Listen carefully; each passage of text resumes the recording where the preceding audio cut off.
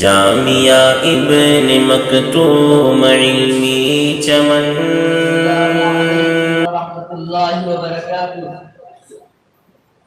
अल्हम्दुलिल्लाहिल्लज़ी अमरा अन्नास बिल मारूफ व नहाहुम अनिल मुनकर व उसल्ली व उसल्लिम अला नबिय्यिल अकरमिल्लज़ी अरशदा अन्नास इलल अम्रि बिल मारूफ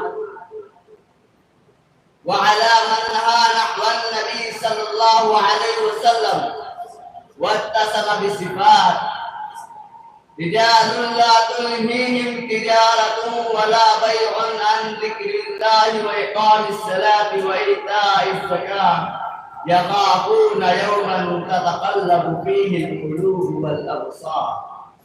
अऊज़ु बिल्लाहि मिनश शैतानिर रजीम। बिस्मिल्लाहिर रहमानिर रहीम। वलतकुम मिनकुम उम्मतुन यदऊना इलल खैरि व यअमुरूना بالمعروف رئيس الحفلة الموقر وسادة البررة وزملاء الصالحين، إني أتمنى أن أخطب بين أيديكم خطبة يسيرة وجيزة حول موضوع الأمر بالمعروف والنهي عن المنكر، والالتماس منكم جميعا أن ترغبوا في السماع والعمل بالمعروف والزهادة في المنكرات.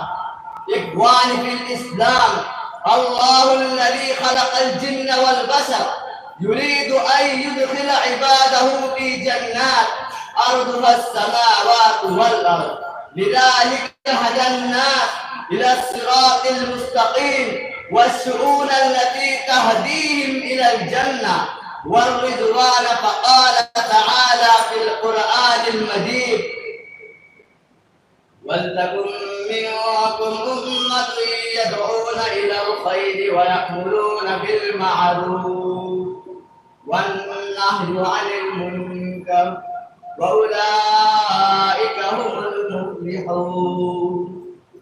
إن هذه الآية تدل على أن المسلمين يجب عليكم أن يشكلوا فئة خاصة تأمر بالأمور الصالحات والخيرات والذنوب الكبيرة والصغيرة. وعندما تقوم هذه الجماعة بهذا الأمر المهم فعدد كبير من الناس العذاب المجتمع البشر يستحق الجنة وآلأها. وعندما تنصرف هذه الفئة عن وظيفتها، ألا تعلمون إن أبرز صفات المؤمنين والمؤمنات إنهم يأمرون بالمعروف إذا وجدوا الفرصة وينهون عن المنكرات والفواحش، وإذا منحوا الوقت لوقت هذا البلد جعل الله القريب. والمؤمنون والمؤمنات بعضهم أولياء بعض يأمرون بالمعروف وينهون عن المنكر. وآخر دعوانا الحمد لله رب العالمين. السلام عليكم. ما شاء الله.